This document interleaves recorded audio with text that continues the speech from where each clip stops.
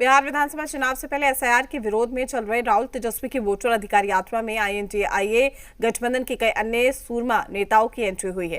पहले प्रियंका गांधी इस यात्रा में शामिल हुई, फिर तेलंगाना के मुख्यमंत्री रेवंत रेड्डी ने इसमें शिरकत की। अब समाजवादी पार्टी के अध्यक्ष अखिलेश यादव भी इस यात्रा में शामिल होंगे।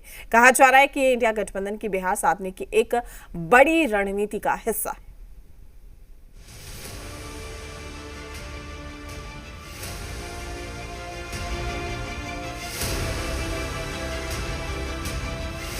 बिहार में विधानसभा चुनाव है और सभी सियासी दल अब जमीनी स्तर पर जनता के बीच उतर चुके हैं। SIR और वोट चोरी के मुद्दे के साथ महागठबंधन की वोटर अधिकार यात्रा भी बिहार में चल रही है, जिसके तहत राहुल गांधी और तेजस्वी यादव ने मोर्चा संभाल रखा है। अब इसमें प्रियंका गांधी भी शामिल हो गई हैं। अब दूसरे राज्यों के बड़े नेताओं के भी आगे चलकर इसका हिस्सा बनने की प्लानिंग है। बताया जा रहा है कि इंडिया गठबंधन अपनी रणनीति के तहत राजनीतिक क्षत्रपों को वोटर अधिकार यात्रा में शामिल कर रहा है। इसका मकसद महिला मतदाताओं से सीधा संवाद है, जिसके तहत प्रियंका गांधी तीज त्योहार के मौकों पर महिलाओं से सीधे जुड़ेंगी। मुस्लिम यादव समीकरण को साधना, जिसके तहत अखिलेश यादव और राहुल गांधी जातीय और धार्मिक भावनाओं को जोड़ने की कोशिश करेंगे। युवाओं की भागीदारी सुनिश्चित करना, जिसके तहत तेजस्वी यादव रोजगार, शिक्षा और पलायन जैसे मुद्दों पर बात करेंगे। वोटर अधिकार यात्रा एक व्यापक उद्देश्य को लेकर चलाया जा रहा है।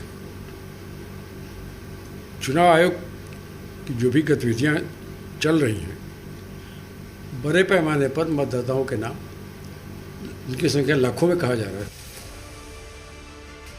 वोटर अधिकार यात्रा में अखिलेश यादव के शामिल होने से मुस्लिम यादव समीकरण को मजबूती मिलेगी। राहुल अखिलेश तेजस्वी की तिकड़ी मुस्लिमों मतदाताओं के बीच सकारात्मक संकेत देगी।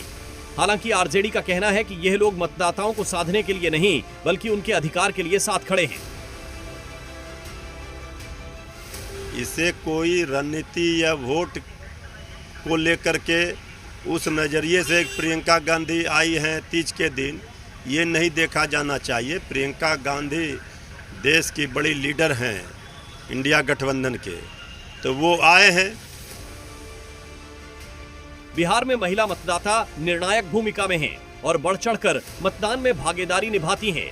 लिहाजा बिहार में महिला वोटर्स को रिझाने के लिए तीज के मौके पर वोट अधिकार यात्रा में प्रियंका गांधी की एंट्री हुई है। हालांकि एनडीए का कहना है कि महागठबंधन को भी मैदान में उतार लें, कोई फर्क नहीं पड़ेगा। तो SIR की बात कर रहे हैं, इनको युवा महिला विकास से क्यों लेना देना है? चूंकि राजनीति का फरेब तो उजागर हो गया। भाई युवाओं के बारे में आप क्या बोलिएगा? नीतीश कुमार जी ने बिना जमीन लिखे नौकरी दे दिया। कोई समीकरण नहीं है।